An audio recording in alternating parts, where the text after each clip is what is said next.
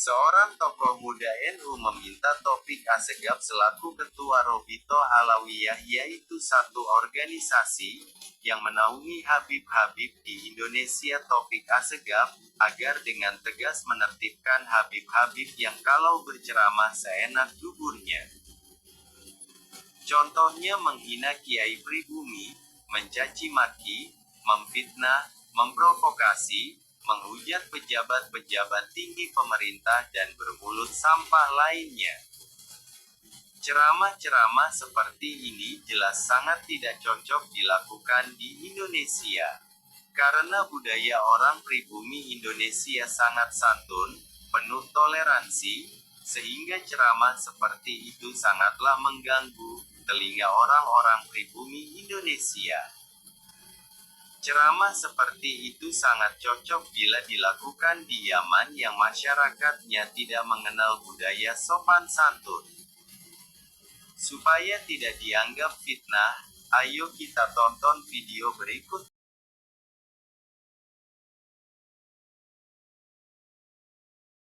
Assalamualaikum warahmatullahi wabarakatuh. Alhamdulillahirrabbilalamin. Assalatu wassalamu ala asrafil anbiya'i wal mursalin wa ala alihi wa sahbihi ajma'in, amma ba'du. Sahabat penyair berdarah dimanapun kalian berada, mudah-mudahan tetap dalam keadaan sehat walafiat. Lagi-lagi teman-teman, tentang pernasaban salah satu tokoh pemuda dari Nahdlatul Ulama mulai angkat bicara terkait daripada persekusi yang dilakukan oleh Oknum Ba'alawi atau kemarin yang disampaikan oleh Habib Mufdor. Mungkin terkait daripada Tengku Muda Kori gitu ya, yang dipersekusi, diusir daripada Jember dan Malang. Ini berhubungan juga dengan Habib Mufdor. Dan salah satu tokoh pemuda NU angkat bicara teman-teman. Ini asik nih, semakin apa ya, banyak-banyak tokoh-tokoh pemuda ini angkat berbicara nih.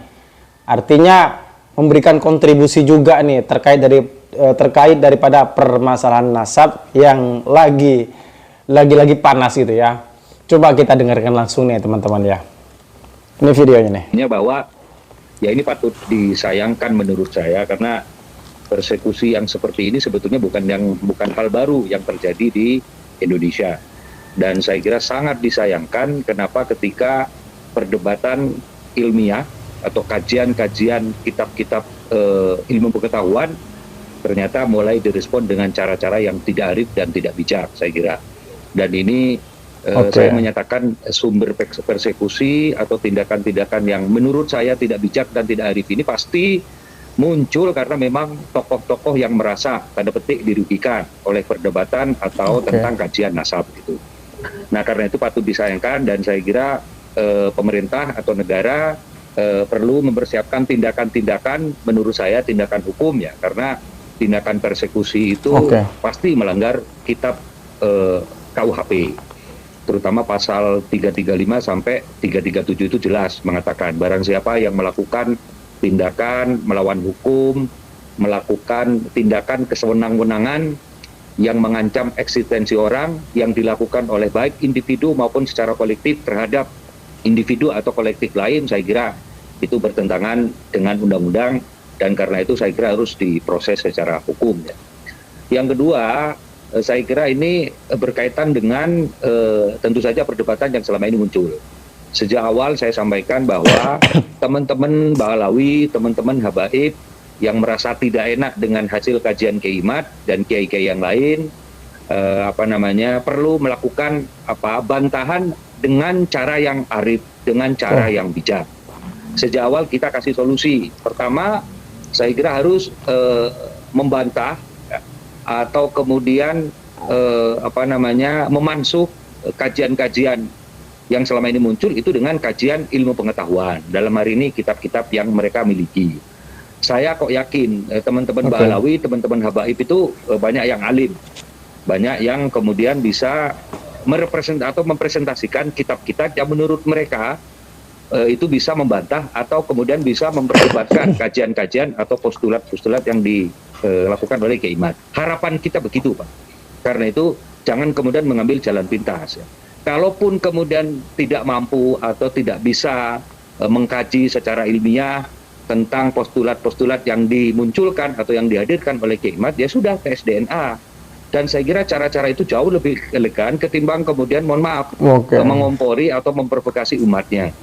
Bahkan kemarin saya dengar itu pidatonya Habib Mukhtar di Jember itu, menurut saya bukan cara-cara seperti itulah yang mesti dilakukan Habib Mukhtar. Ya, mengancam akan memberikan shock terapi dalam bentuk apa katanya gitu. Yang saya kira itu tidak mendidik.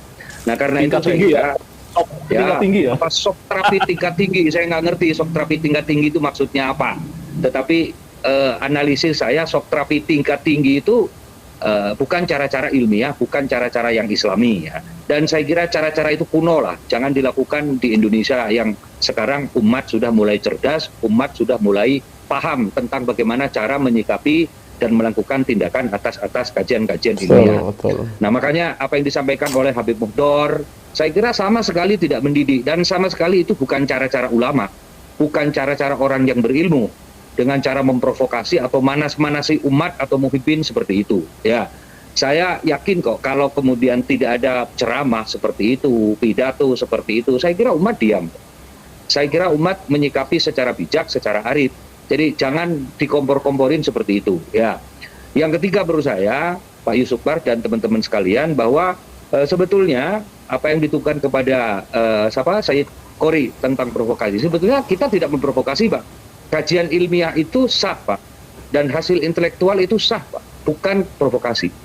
Nah sementara kemudian saya nggak ngerti juga ya para muhibbin ini gimana cara kemudian menyampaikan. Para muhibbin saya kira ingatlah bagaimana Habib Bahar mencaci maki presiden kita, bagaimana Habib Bahar kemudian bin Smith itu memberikan pidato, memberikan ceramah yang saya kira sama sekali tidak mendidik umat ya. Bahkan ngomporin, pernah suatu saat berceramah sambil mengeluarkan senjata dan seterusnya. Masa cara-cara seperti itu yang kemudian dituruti oleh muhibbin? Masa cara-cara begitu yang mestinya kita berikan